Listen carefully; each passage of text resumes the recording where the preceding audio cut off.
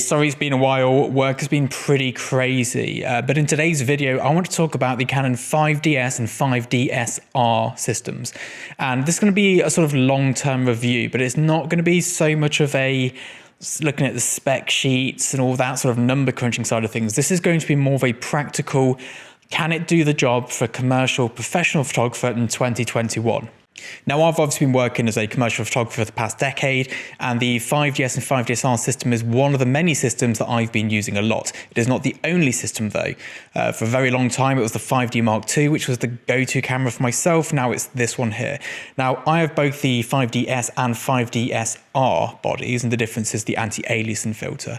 But when we talk about them, we're going to assume it's all the same thing. The only difference is the 5DSR can suffer from moire, very rarely does, and is considerably sharper.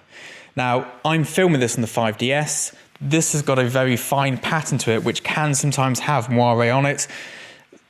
And, you know, that it doesn't show up at all on the 5DS. On the 5DSR, in certain lights, sometimes you get a little smidge of it, but for most of my work, it doesn't matter. So the 5DSR, which is this guy here, let's bring it in.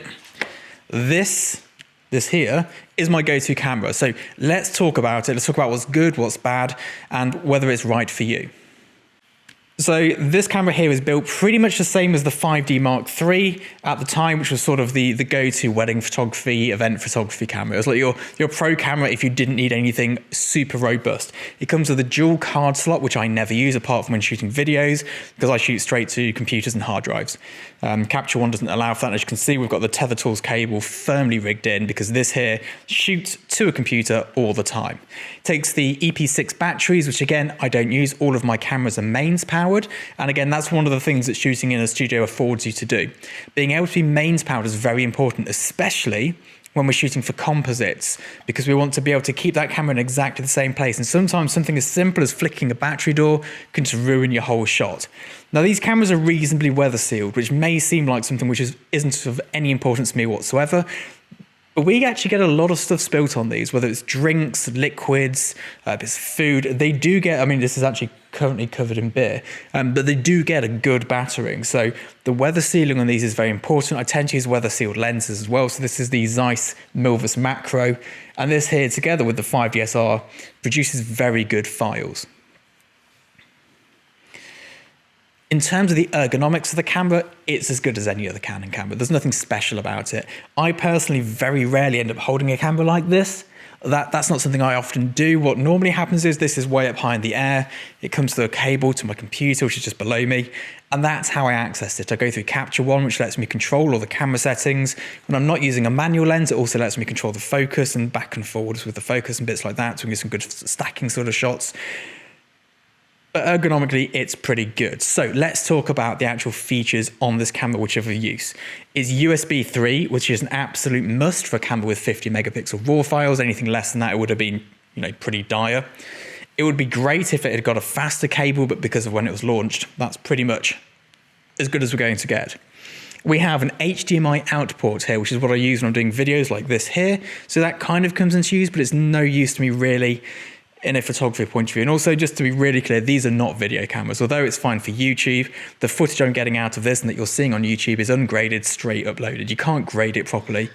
It's only 1080p. There's nothing special with the video quality here. On this side here, we have a mic input, which again, useful for the videos so I can sync easily, but it's not a video camera. It has a PC sync port, which is very important for me. I always fire my flash via PC sync when I can rather than wireless trigger, especially if it's time sensitive. You're much better to get a perfect sync and not have any issues if you're using a PC sync port compared to some sort of hot shoe wireless trigger.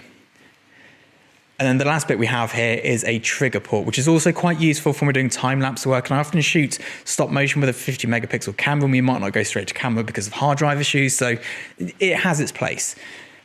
Hot shoe on top, pretty standard, pretty basic. I only ever use it for the sort of like, I say this, you do that. It's pretty basic. It does have all of the features of the 5D Mark III. The autofocus is there, it's pretty complex. I've never used it, but it's there should you need it.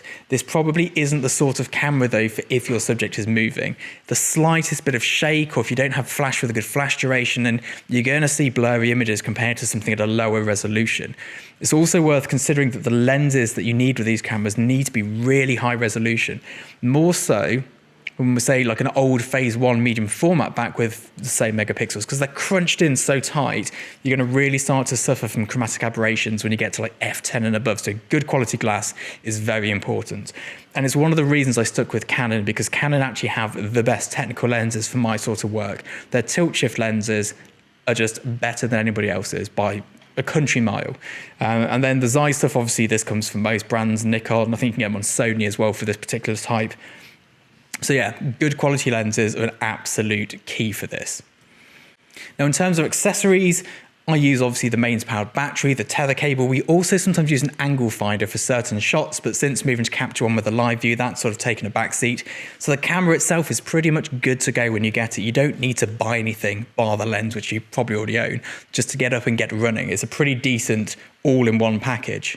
It also comes with this great little bit here, which you screw into the side, and that's to keep your tether cable in place. I've obviously lost all of mine, bought new ones, lost them again, but it's very good because if you break this tether port, it takes about 2 weeks to get it fixed and costs about £400 to £500. So it's not ideal if you're going to be breaking these. That's why I always use 1, a jerk stopper, and 2, a base plate here. And these are all by Tether Tools. I paid for these with my own money. I didn't get given them.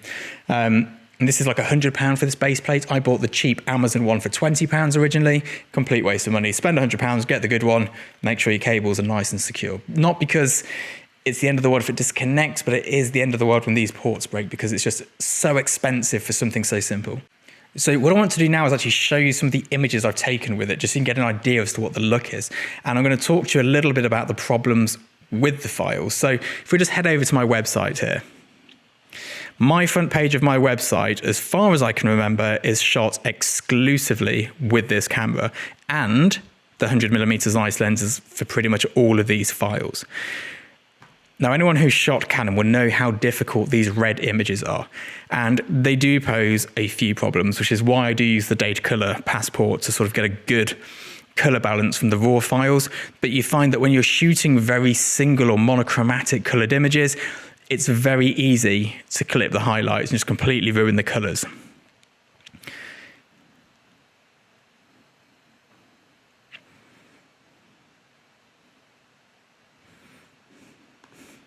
However, as we go through these, you can see even when these have been brought down to 1000 pixel size web res, the detail still remains there. It doesn't look like it's lost detail because detail is more than resolution. Detail is also what your sensor can capture. And even when you compare the 5DS to the 5DSR, the 5DSR when put down to web res next to the 5DS, same lens, same light, there is a real difference. Now, I don't shoot test shots as in terms of going side by side, but I bought the 5DS first. And when I got the 5DSR to be a backup camera initially, it instantly became my main camera because the detail it collected was just so much better than anything I'd capture with the 5DS. So it's just, I kind of regret doing that now, and I should have bought 2 5DSRs, but we all get them more, I fear. And as you can see from the sort of work I do, probably not going to be a problem. But you know, more fool me. See, there's everything on the front page of my website. I'll pop a link to this because this is not the website I usually link to.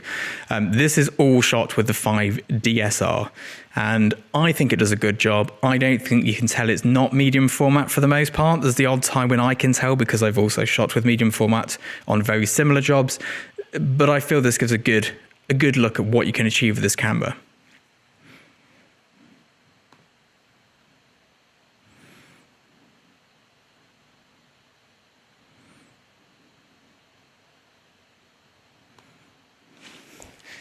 Now, obviously, the dynamic range and the color bit depth are the limiting factors with any 35mm sensor.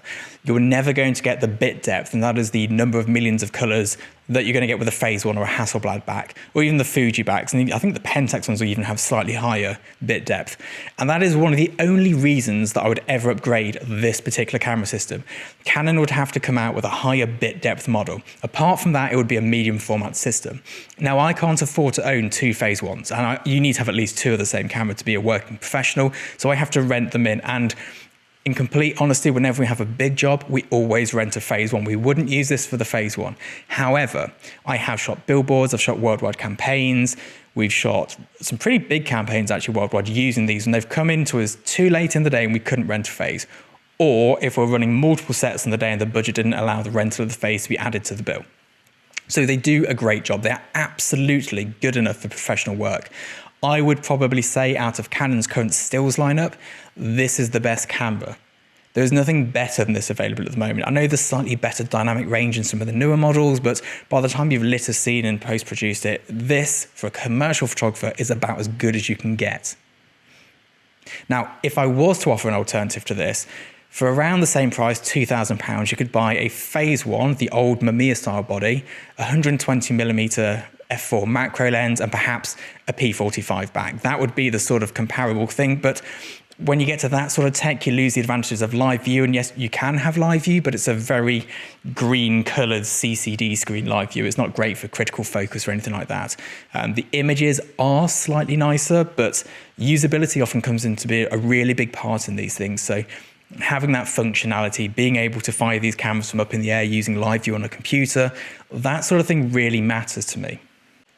So in terms of whether this here is still a viable option in 2021, unless they change the type of media that we're producing for, I can't see this camera here being unusable in the next 10 years.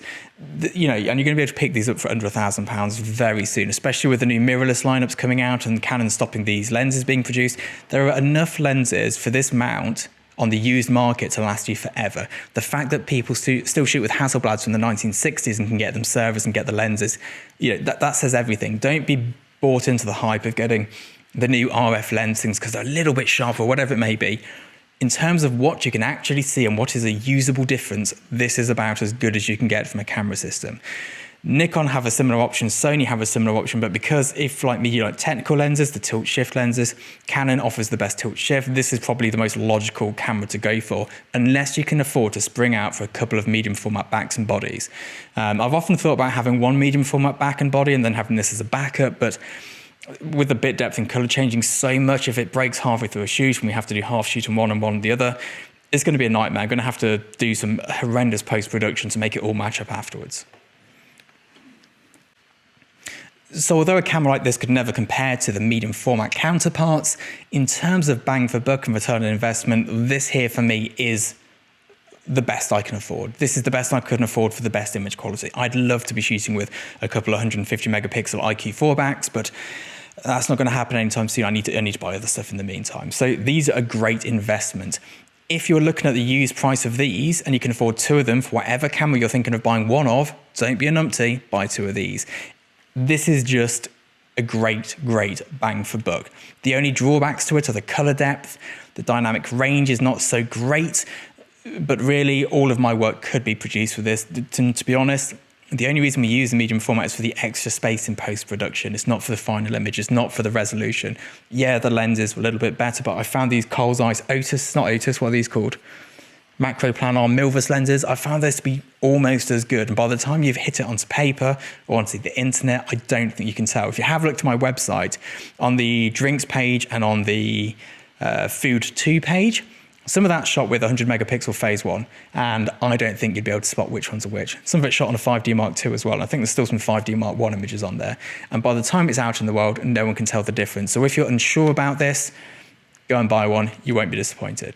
I hope this has been of use to you. If you're enjoying these sorts of reviews of kit that I've been using for a very long time, do let me know, and I'll try and put some more out there. Thank you very much. Bye-bye.